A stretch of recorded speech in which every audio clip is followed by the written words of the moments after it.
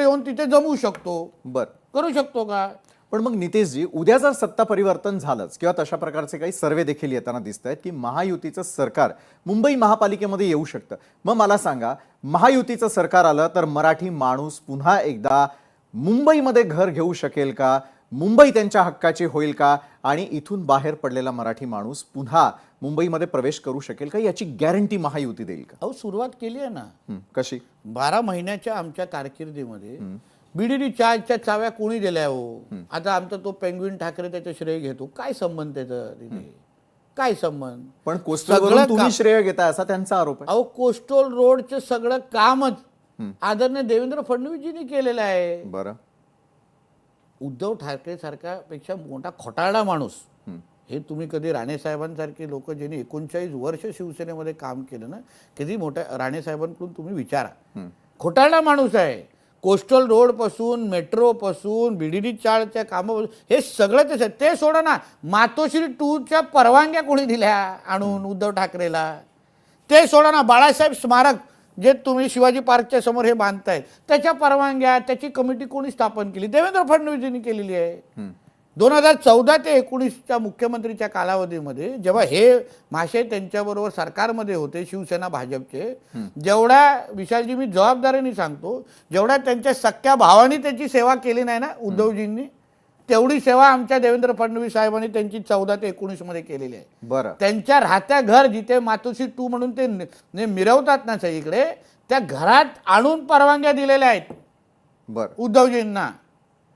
आज माझा बाप चोरला स्मारकाचे सगळ्या परवानग्या कोणी आणून दिल्या? देवेंद्र फडणवीसजींनी दिलेल्या आहेत. आणि म्हणून माझं असं म्हणणं आहे, मुंबईतला राहणारा हिंदू समाज ला मोठं करणं, सक्षम करणं, सुरक्षित ठेवणं, सगळीची सगळी जबाबदारी आज भारतीय जनता पक्ष आणि महायुतीची आहे. त्यांना जे त्यांना गरजेचं आहे, आज आम्ही घरं द्यायला सुरुवात केली आहे, नुसतं घरापर्यंत थांबणार नाही, पण मुंबईतला राहणारा मराठी आणि हिंदू माणसाला आर्थिक सक्षम करणं, दरडोई उत्पन्न त्याचं वाढवणं, मग तो कोकणातला असो, मराठवाड्यातला असो, कुठलाही असो, उत्तर भारतीय असो, कोणी असो, जो मराठी बोलतो, जो आमचा मराठी आहे, जो या भूमीवर प्रेम करणार आहे, जो हिंदू आहे, प्रत्येकाचा विकासाच्या दृष्टिकोनातून सगळा प्लॅन आमच्याकडे तयार आहे.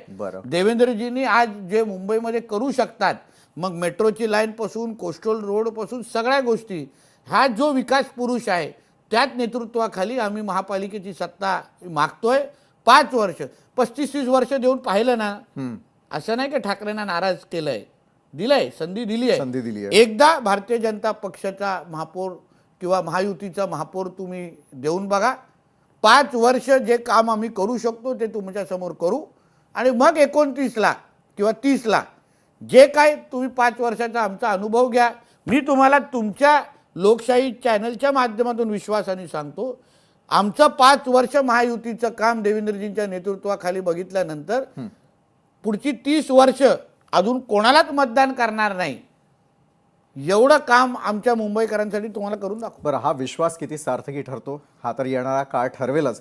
मात्र नितेशजी, लव जिहादच्या मुद्द्यावरून आपण आवाज उठवला, किती पाळमुळं रोवली आहेत राज्यात आणि देशात या जिहादनं, मग तो वोट जिहाद असेल किंवा लव जिहाद असेल, या अनुषंगानं पुढचा प्रश्न आणि त्याचं उत्तर असेल एका छोट्याशा ब्रेक नंतर. कुठेही जाऊ नका, पाहत रहा क्रॉसफायर.